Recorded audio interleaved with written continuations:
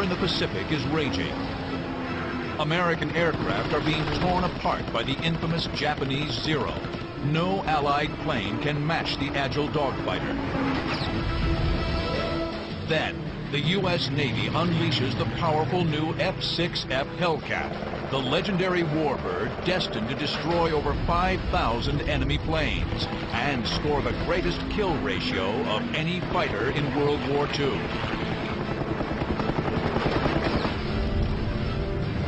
Now, through state-of-the-art computer animation, you're in the cockpit for the clash of titans. The American Hellcat versus the Japanese Zero. Experience the battle, dissect the tactics, relive the dogfights of the Zero Killer.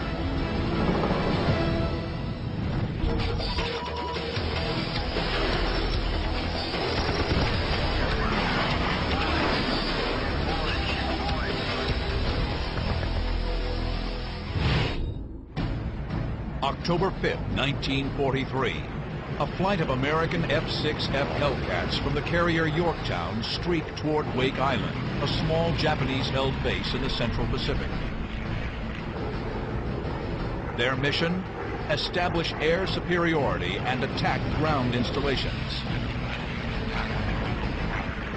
The brand new Hellcat has yet to face off in a dogfight against the most feared fighter in the Pacific, the Japanese Zero. 22-year-old Navy fighter pilot Ensign Robert Duncan is well aware of the Zero's fearsome reputation. When we went up against the Zero, I was intimidated. Most of us were, because we knew they had a good plane. We knew just exactly what the Zero could do, how fast it was, how high it could go, how well they could hit with it. Suddenly, a glint of metal catches Duncan's eye. In the distance, a Japanese Zero. I don't think he was aware of the fact that we were there, because it was in the morning. The sun was just barely coming up, and I'm not sure he even saw us. The other American pilots don't see the Zero. Duncan's radio is out. Voice radios of this era are new and unreliable. He can't warn the others. He tries to alert his flight leader with hand signals. And I tried to get up with him in point, like that. And I saw that he wasn't going to get in position quick enough. The key of this story is not that he's up trying to communicate and tell the guy what's going on, because the priorities are aviate, navigate, and then communicate. Duncan tries to tell his flight leader. When it fails, he goes with the general prudential rule, which is, when in doubt, win the war. And he breaks off and he leads the way. Duncan banks left to intercept. He opens the throttle and the Hellcat's 2,000 horsepower kicks in. He closes fast. The Zero is here. Duncan moves to the enemy's 9 o'clock. From this position, Duncan must shoot from a steep angle. Leading the target with his gunfire is critical. Guys don't put in enough lead. They tend to want to point at their target, which is a common human tendency. Point at the target and shoot. But if you do that, every bullet you shoot is going to be behind your target. So you have to pull your nose out in front, shoot out in front, and basically let those bullets meet that target in a point in space. Duncan's technique is perfect.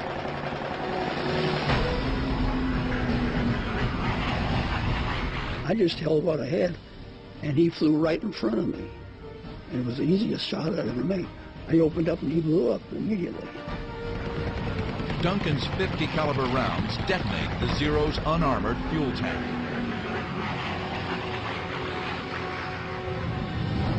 Ensign Robert Duncan has just scored his first aerial kill of the war. But it's another major milestone. I was the first one for the Hellcat to ever shoot down the Zero. There's no time to celebrate. Duncan is about to square off against a Japanese ace with 9 kills. And the Navy will soon find out if the Grumman F6F Hellcat is truly a match for the Japanese Zero. The The Mitsubishi A6M Zero was deadly from the start. In its first 4 months of operation over China in 1940, the lightweight maneuverable fighter scored 59 kills against no losses.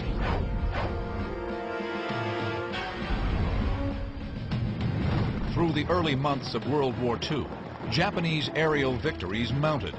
The truth was inescapable. The 300-mile-per-hour Zero, or Zeke as it was codenamed, was the most capable fighter in the Pacific. The exceptional range and performance of the Zero was evident from the first day of the Pacific War. You had a naval fighter capable of engaging and defeating land-based enemies almost routinely, and that was a situation for which America and Britain were totally unprepared. The Navy's best available fighter to combat the Zero was the F4F Wildcat. It compared favorably with the Zero in firepower, but was no match for it in speed or maneuverability. The Wildcat was the one that was out there holding the line at the beginning. It had some disadvantages. It was underpowered, for one thing. The climbing wasn't that good. The guns weren't always working properly. In a Wildcat, even being on a Zero's tail was treacherous. You couldn't outturn a Zero. If you were behind a Zero and didn't maintain your speed properly, they would say that the Zero would be on your tail inside of 2 turns.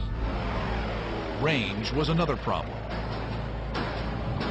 The Zero's range was 1,150 miles. The Wildcat's range was only 770 miles. The Zero fought the Wildcat in the Pacific Theater, which is the largest battleground there's ever been in human history. The Pacific Ocean covers something like 60 million square miles of planet Earth, and that meant that any aircraft committed to that battle was going to have long legs. It was clear a more powerful fighter was needed to challenge the Zero. The Navy accelerated development of the new F6F Hellcat. The Hellcat was a key element of a new strategic naval concept. Fast aircraft carriers replacing battleships as the main strike force. By October 1943, the Pacific War had been going on for nearly a year and a half. It really had taken that long for the Pacific Fleet to not only recover from Pearl Harbor, but to actually produce from scratch the fleet it really needed to have to wage war across the broad Pacific. Wake Island was like a proving ground for this brand new military machine the world had not seen up to that point. The new Essex-class carriers pack a powerful offensive punch. An air wing of 36 dive bombers, 18 torpedo planes, and 36 fighters. This force will be tested in the heat of battle at Wake Island. October 5, 1943. Ensign Robert Duncan has just scored the first air-to-air Zero kill for the Hellcat, but the fight is far from over. Duncan spots a Zero with a Hellcat on its tail. But the Hellcat is in trouble and doesn't know it. At that time, I looked up above, and there was a Zero about 300 feet above me. And he started down to get behind this Hellcat. It was chasing the Zero, but he wasn't in range to get our man. Duncan is here. The first Zero is here. The other Hellcat pilot is on his 6 o'clock. The second Zero is diving, gaining airspeed and closing on the Hellcat. Duncan, out of range for machine gun fire, must close the distance. He adds power, climbing and banking left. Duncan knows he can't reach the Zero, but maybe he can shake him off the Hellcat's tail. So I tried something. I just pulled up the nose of my airplane.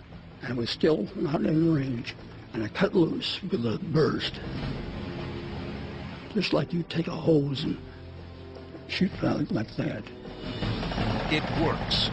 The Zero pulls away. But now Duncan's in trouble. He dropped off from our man and made a left turn, a hard left turn out like this, around to come around to me. Duncan pulls into a hard left turn to evade the Zero. Both planes circle each other in tight left turns. Each pilot yanks the stick hard to the left, coaxing their fighters into tighter turns, trying to gain the advantage on the other. The Zero gets a firing angle. 20-millimeter cannon fire rips through Duncan's tail. I didn't have any fear toward what was going to take place. Generally, I didn't have any. It was afterwards that my knees started.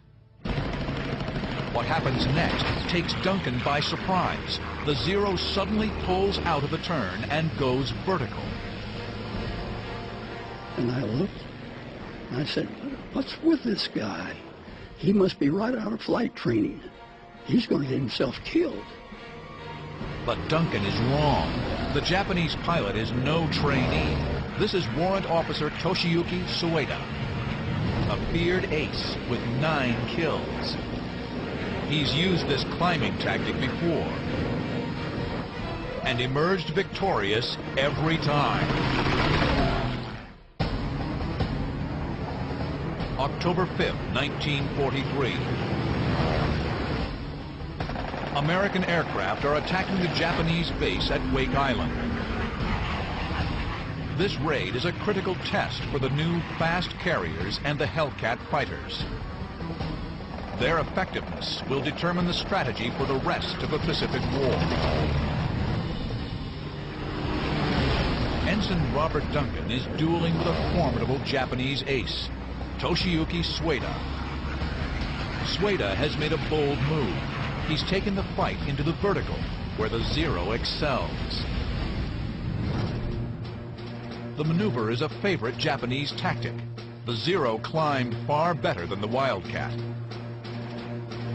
Many Zero pilots lured the older American aircraft into a vertical climb, waited for them to stall out and lose control, then rolled over and pounced for an easy kill. Duncan climbs aggressively after the Zero. Exactly what Sueda wants him to do. So I started up after him. I poured the coal onto it. But this isn't the underpowered Wildcat. The new Hellcat, with superchargers whining, easily keeps pace with the Zero. Sueda reaches the top of his climb and confidently noses over, anticipating the sight of a stalled American aircraft below. The reality is much different. The 2,000 horsepower Hellcat has energy to spare. Duncan skillfully lines up the Zero and fires. And I got him up there on the top. I just shot him down as you would shoot down any plane, and watched him go in. I thought, poor young fella, you sure didn't know what you were doing.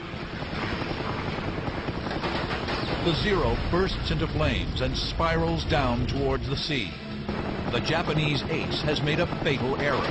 He thought he was dogfighting the old American Wildcat. I then realized why he did what he did. He shot down most of his planes, pulling this trick with the Wildcat. This is what probably would have happened if Duncan was flying the 8,000-pound Wildcat. If he'd been in a Wildcat, the chances are he would have stalled out at the top before the Zero. The Wildcat would have gone up, gone greedy, tried to get the shot, couldn't get the shot, stalled early because it's a heavier airplane with heavier wing loading, and fallen away.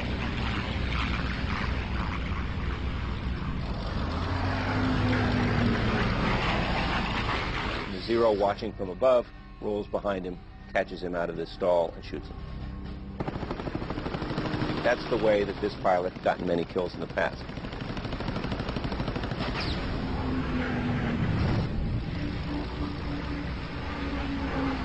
If I had been in that Wildcat, I would have been shot down. There's no question in my mind about it. But I'd have been too smart to do that. The two-day raid on Wake Island is a stunning victory for the new fighter. The Hellcat downs 22 Zeros. Opposition over Wake has ceased to exist. And the Americans destroy 90% of the Japanese ground facilities. 6 Hellcats are lost in dogfights. Another 6 fall to anti-aircraft fire. The F6F has demonstrated its mettle against the rising sun. Back in the U.S., the engineers at Grumman Aircraft breathe a sigh of relief. Their careful design and testing has paid off. The process had started on June 30th, 1941, nearly 6 months before Pearl Harbor, when Grumman Aircraft was awarded a contract to upgrade their F4F Wildcat. Grumman had a very long-term relationship with the Navy. They had put fighters onto Navy decks since the very beginning of naval aviation at sea. So Grumman knew what the requirements were of flying out at sea. They knew what the requirements were to take a fighter and make a carrier suitable. At first, the new plane was slated to be a modest improvement over the Wildcat, but the U.S. Navy, wary of the Zero's dominance in China, demanded more. The key to the design was the engine. The engineers chose the Pratt & Whitney R2800 Double Wasp. At 2,000 horsepower, it had almost twice the power of the Wildcat. The larger engine demanded an expanded fuselage and wings. This allowed for larger fuel tanks, yielding 300-mile greater range than the Wildcat. Grumman equipped the new F6F Hellcat with 6 50-caliber machine guns and the same rugged construction and heavy armor protection that earned the company the nickname Ironworks. The plane featured thick armor plating around the engine and cockpit, bullet-resistant windscreens, and rubber-coated self-sealing fuel tanks. Grumman, as a designer, had tremendous respect for the pilots in terms of their lives and their safety. They knew that it was not enough for a pilot to just go out and fight. You had to give them the ability to sustain damage and come home. On June 26, 1942, Grumman test pilot Selden Converse successfully flew the first prototype Hellcat. Soon, an entire factory was dedicated to Hellcat production, with 20 planes a day rolling off the assembly line. By January 1943, the new plane was delivered to the fleet. The Hellcat had gone from prototype to carrier operations in less than a year. Experienced Wildcat pilot and flight instructor Robert Duncan well remembers the first time he flew a Hellcat. And I thought, boy, this is a wonderful plane. It's a 100% better plane than the Wildcat. And I flew it right off the bat without any difficulty. It was like sitting in the seat of your mother's lap. The Hellcat wasn't just better than the Wildcat, it was better than the enemy's Zero. The Hellcat flew about 30 miles per hour faster than the Zero. The F6F had a comparable rate of climb, but because of its power and weight, could easily outdive the Zero. The Hellcat could also take tremendous punishment and keep on flying, something the lightly armored Zero could not do. The Zero did not have self-sealing tanks, and if you got one of the gas tanks, and it would catch on fire in a hurry. We had 6 50-caliber guns, and you fire the 6 of those, and you can start tearing pieces off of it.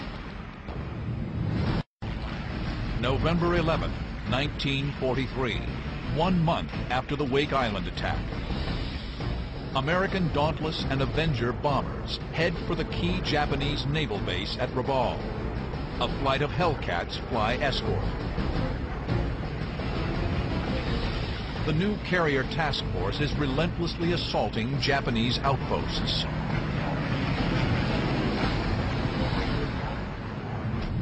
Rabaul was a tough nut to crack, and everyone going in knew that. The Japanese had invested a considerable amount of materiel in turning Rabaul into a bastion, and so moving into Rabaul to launch a carrier strike was not looked upon as being any kind of easy endeavor. 22-year-old Hellcat pilot Lieutenant Junior Grade Hamilton McWhorter scored his first kill at Wake. At Rabaul, he'll earn his reputation as a brilliant aerial gunfighter in one of the most famous dogfights of World War II.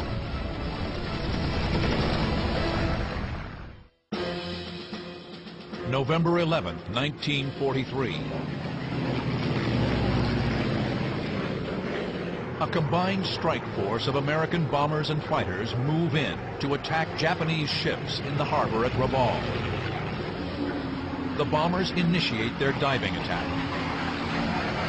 Lieutenant J.G. Hamilton McWhorter noses his Hellcat over to stay with them. He pulls out on a strafing run on a Japanese cruiser.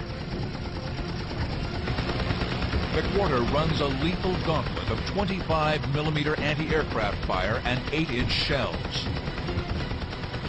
In these situations, everything's coming back at him. Japanese heavy rounds, machine gun rounds, everything is spraying at him.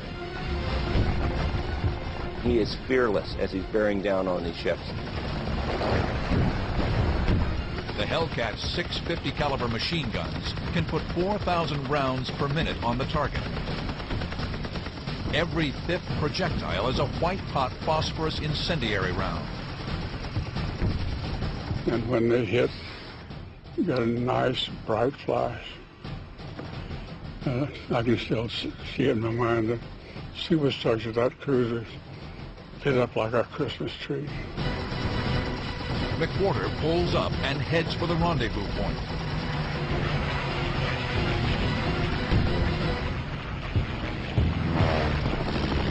Climbing, he spots a dozen Hellcats and 30 or more Zeros mixing it up in a wild furball.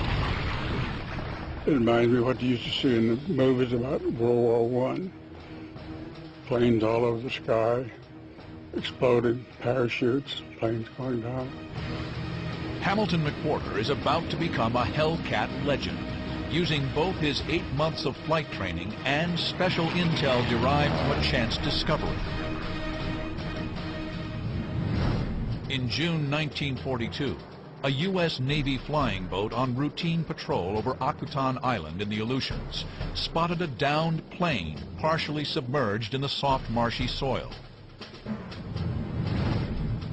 It was an intelligence coup, a virtually undamaged A6M2 Mitsubishi Zero. The plane, dubbed the Akutan Zero, was hurriedly shipped to San Diego, where it was rebuilt, repainted with U.S. markings, and thoroughly flight tested by the Americans. Having the Zero in hand allowed us to actually test it and to compare it to all of our existing fighters, to tell where its strengths were and where its weaknesses were. That's not an academic exercise. That's an exercise to tell our pilots where they are strongest, where the Zero is weakest, therefore where to force him so that you can beat him in a dogfight. A key find was that the Zero had a disadvantage in a high-speed dive. Above 200 knots, its ailerons froze, restricting any kind of rolling maneuver, especially to the right. This important data was quickly passed to Grumman engineers and on to the fleet. Now Hamilton McWhorter will put it into practice. McWhorter is heading into a swirling mass of Zeros and Hellcats. He spots a Hellcat with a Zero on its 6 o'clock. I could see a big piece of metal flying off the Hellcat. The wounded Hellcat is here. The Zero is right behind him. McWhorter is here. He will pull a high G climbing turn to get behind the Zero.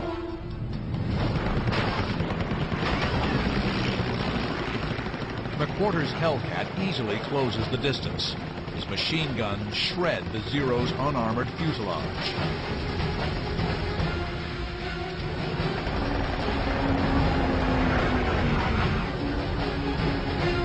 McWhorter gets a good look at his first kill of the day. I looked down right into the cockpit. Hadn't been more than a second or so since I'd fired, and there were flames coming out of the instrument panel. He had no chance whatsoever. The Zero had no armor plate behind the pilot.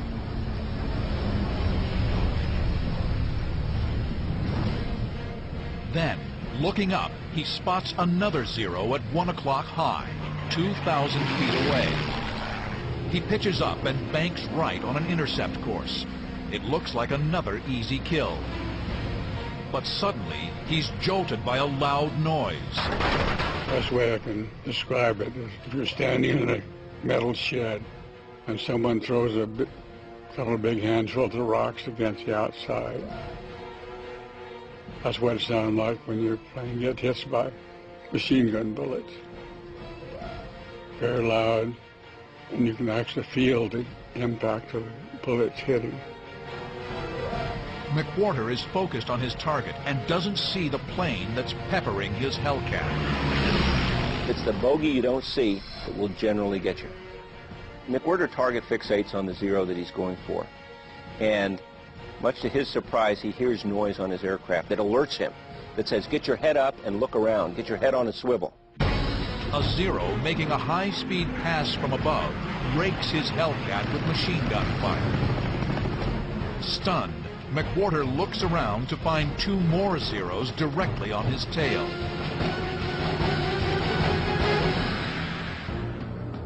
McWhorter is here, chasing a Zero. The Zero shooting at him is here. McWhorter never sees this plane, but its gunfire actually saves his life by alerting him to the Zeros behind him. At that point, he's in a life-and-death situation, and he's got to take immediate action to get out of there. Remembering the lessons learned from the Akutan Zero, McWhorter dives steeply toward the ocean below. The Japanese, knowing their plane can't dive with the Hellcat, choose not to follow. At that point, he looks through his windscreen and sees an aircraft passing directly in his line of travel.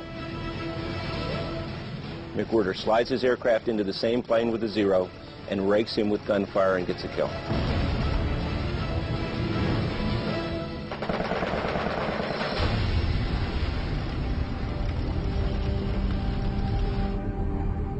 Now he's had his second kill within about 45 seconds.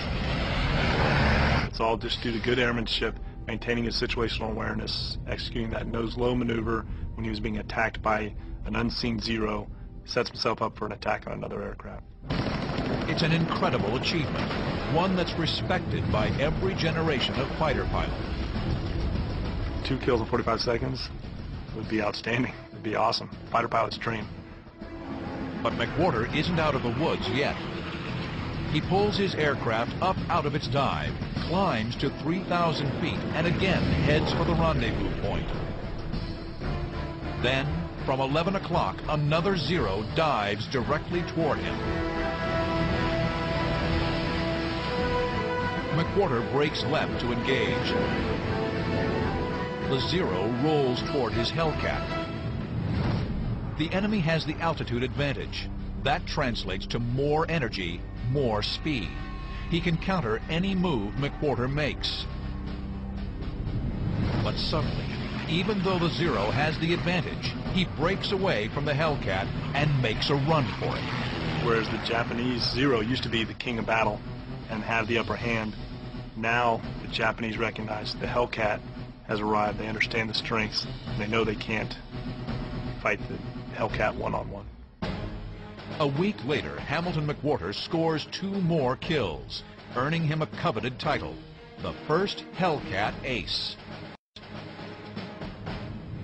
The Hellcat shot down more planes than any other American fighter. 5,300 planes, 305 aces. And I just happened to be the first Hellcat ace. The November 11th attack on Rabaul lasts less than 1 hour. The Americans sink the Japanese destroyer Suzunami and destroy 20 planes. Later that day, the Japanese launch a counterattack, but they are intercepted en route, and another 35 Japanese planes are down. So many enemy pilots are lost, the Japanese cannot effectively respond to the invasion of Tarawa less than 2 weeks later. The tide is turning against the Empire of Japan. The Hellcat, through superb engineering and tactics, is truly becoming a Zero killer. 3 months later, the Hellcat would face its fiercest test, attacking the might of the Japanese Navy head on. February 16, 1944, dawn. Waves of Hellcat fighters speed toward Truk Atoll. Their mission? Destroy enemy shipping in the highly defended Japanese stronghold. 25-year-old Lieutenant J.G. Alex Brashew flies with a division of 12 Hellcats from the aircraft carrier Intrepid. This was a mission that had us going against an enemy that we weren't certain of, but we felt confident. And I guess that's what a fighter pilot's supposed to be. Be confident or he can't do his job. Truk Atoll in the Caroline Islands is Japan's main anchorage in the South Pacific. They've been fortifying the atoll with port facilities and runways since the end of World War I. Truk was billed as almost impregnable, their version of Gibraltar or Pearl Harbor, and the propaganda was very strong that Truk would be an incredibly tough fight. The barrier reefs that surround Truk put the atoll out of range of the battleship's big guns. The only way in is by air. The plan calls for a 2-day raid. Day 1 is a fighter sweep. 72 Hellcats from 6 carrier air wings will swarm in to eliminate the enemy fighters, clearing the way for Day 2, when Dauntless, Avenger, and Helldiver bombers will target the anchored Japanese fleet with high-explosive 500-pound bombs. This was going to be an attack of annihilation. So what you're seeing with the Truk raid is a systematic approach to taking a substantial shore bastion and reducing it to nothingness. Pure fighter sweeps are rare. Hellcat pilots are anxious for a raid unencumbered with bomber escort. It was the first time we didn't have to escort, and we were just pure fighter, we call ourselves. And as we got closer and closer to it, and being in a plane that we knew we could handle, I'll tell you, quite honestly, we were looking forward to it. Brashew and his wingman Lou Little bring up the rear of their 12-plane formation. As they fly the 90 miles from their carrier, they stay low to avoid enemy radar. Approaching the atoll, they climb to 13,000 feet. The higher altitude gives them better visibility and positions them for diving attacks. You want to have an altitude advantage because altitude can be translated into airspeed with a dive. The enemy has scrambled fighters. The Americans haven't spotted them yet. Brashew's flight noses over to start its strafing run on the enemy airstrip.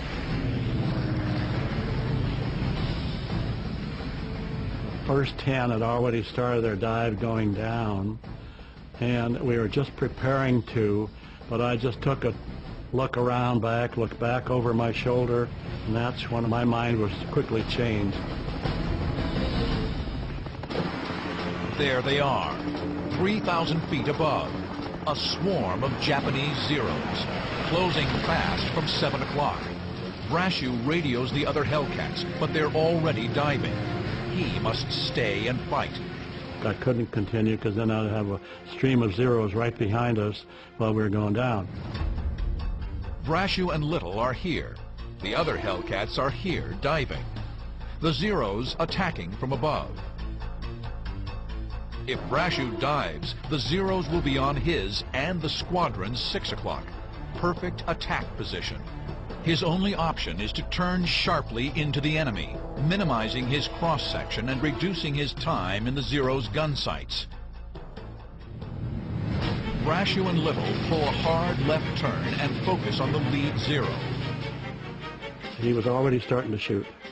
I could see the twinkle of the guns. So I headed towards him and made a burst, a fast burst, just to discourage him, and he stopped his run and just kept going down. They had a habit that they weren't afraid to attack, but once they were countered, they'd dive down for the water. The first Zero darts away, but immediately another swings around on Brashew's tail. The Americans counter by pulling up into a steep chandelle. They're relying on the Hellcat's superior power, large wing area, and strong airframe to push them through the high G maneuver and turn the tables on the Zero. The chandelle maneuver, it's basically a maneuver to try and point your aircraft in another direction in a fairly quick method. Instead of just doing a level turn, actually pitch your nose up high, roll over on a wing, and now you can use gravity, or what we like to call God's G, to help you out in the turn, allow you to pull your nose around faster and point in the other direction. The enemy cranks over hard, trying to stay behind the Americans, but the Zero can't hack the severe turn. He stalls. The Hellcats roll over and get behind the falling Zero. They're primed for the kill, but more Zeros speed in from above. I had ideas to try to follow him, but there were still some planes above me. I had to get them out of my back. He doesn't want to be fighting anybody that can be sitting up on a perch 2,000 feet above him, who can then instantly dive down, pick up energy, and now have an advantage on him on a turn.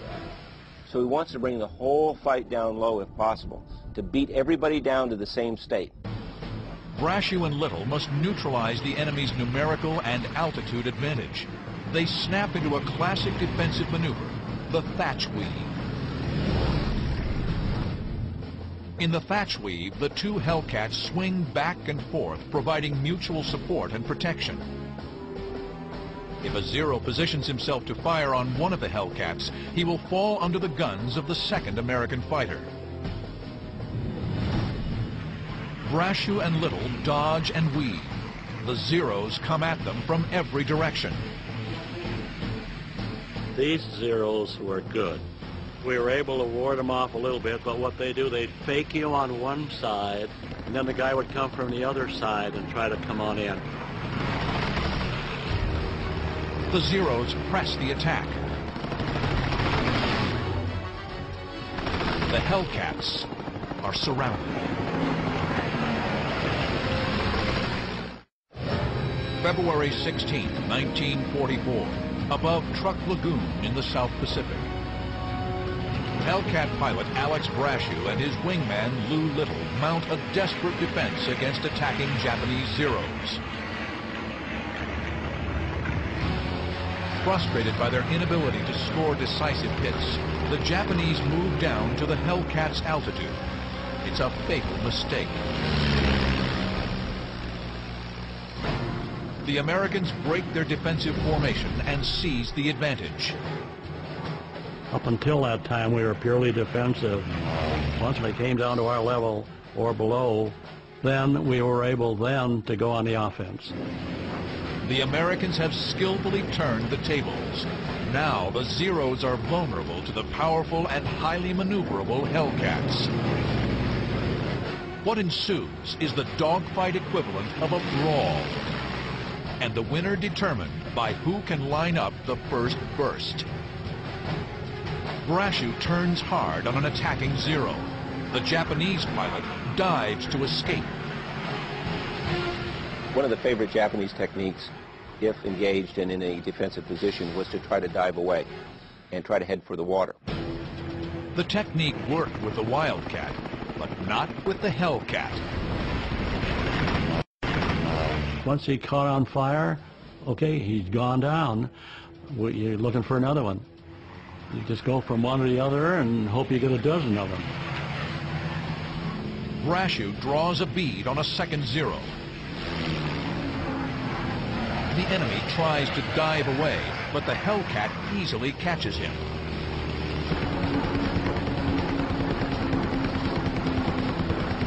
It's Brashew's second kill of the day. Then he spots a roof, a float plane version of a Zero. Again, the enemy dives away. Brashew is relentless. His job is to sweep the enemy from the sky. And once I got on their tail, I didn't let go. Kill number 3.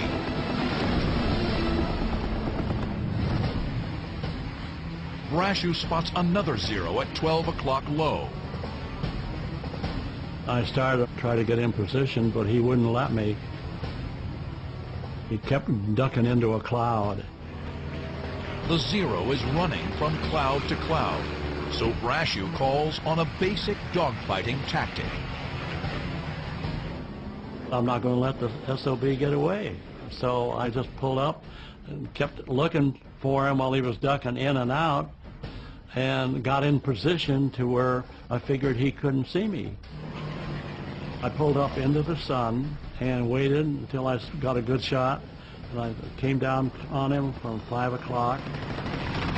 I don't think he even knew what hit him. Brashew's 50 caliber armor-piercing rounds slice into the Zero's wing tank and cockpit. Brashew's 4th kill of the day plummets in a flaming spiral. The American fighter sweep continues throughout the day, turning the skies above Truk into a swirling vortex of gunfire and flame. There were loose fights all over the place.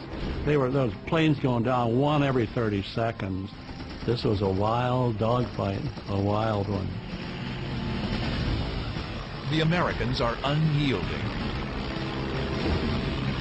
The fierce combat costs the Japanese 130 planes in the air and another 74 on the ground. 8 Hellcats are lost, mostly by anti-aircraft fire. Hellcats basically function like strike fighters, like F-18s of today. And the Hellcats went in as fighters and as fighter bombers to completely clean the sky of Japanese aircraft. So much so that there was no opposition to the bombers that went in later on.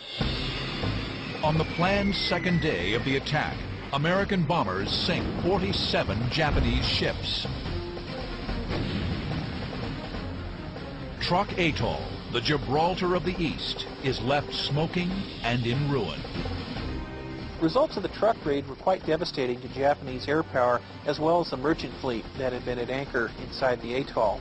It was also an indication, once and for all, that Truk was no longer a bastion for the Japanese defense network, which was rapidly collapsing in the Central Pacific.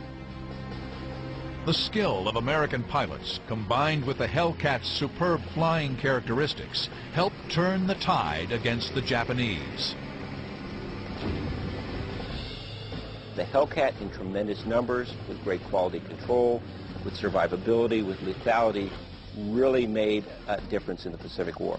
75% of all the Navy's air-to-air kills were from the Hellcat. It's a tremendous record. What more can I say? We knew we had the best plane. It had a kill ratio that was 19-to-1. The greatest kill ratio of any plane in any war, in any country. And to me, it was up to us to demonstrate our use of it, to do it, and do it well. The war would go on for another 18 months after Truk. By the end, the Hellcat blasted down nearly 5,300 Japanese aircraft. Japanese air power was dead, and the Hellcat was the executioner.